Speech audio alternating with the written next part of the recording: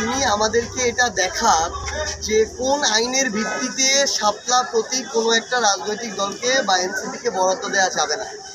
আমরা আমাদের যারা আইনজ্ঞ আছেন, আইন নিয়ে পড়াশোনা করেন, আইন পড়ান, আইন তৈরি করেন, এরকম অনেক মানুষের সাথে আমরা কথা বলেছি।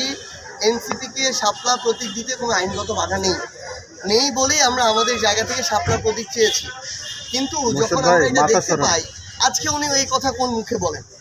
এই প্রতীক তো আমরা আজকে আবেদন করি নাই। আমরা যেদিন রাজনৈতিক দল হিসেবে নিবন্ধনের জন্য আবেদন করেছিলাম সেদিনই তো আমরা এই প্রতীক চেয়েছিলাম।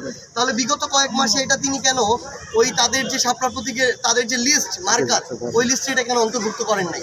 অবশ্যই তাদের হয় এটা নিজের দায়, দোষ, খামখেয়ালি, যে কারণে তারা অন্তর্ভুক্ত করেন নাই, অথবা কারো প্রভাবে প্রভাবিত হয়ে তারা এটুকু করার সৎ সাহস দেখাতে পারেন নাই।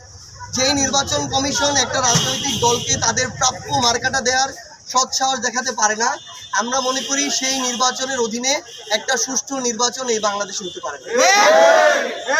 আমরা এনসিপি আমাদের জায়গা থেকে অবশ্যই প্রত্যাশা করি যে আমরা শাপলা প্রতীক পেয়েই আগামী নির্বাচনে অংশগ্রহণ করব। এটা যদি তারা আমাদের সাথে অন্যায় করে, আমরা এই অন্যায়ের বিরুদ্ধে রাজনৈতিকভাবে মোকাবেলা করব।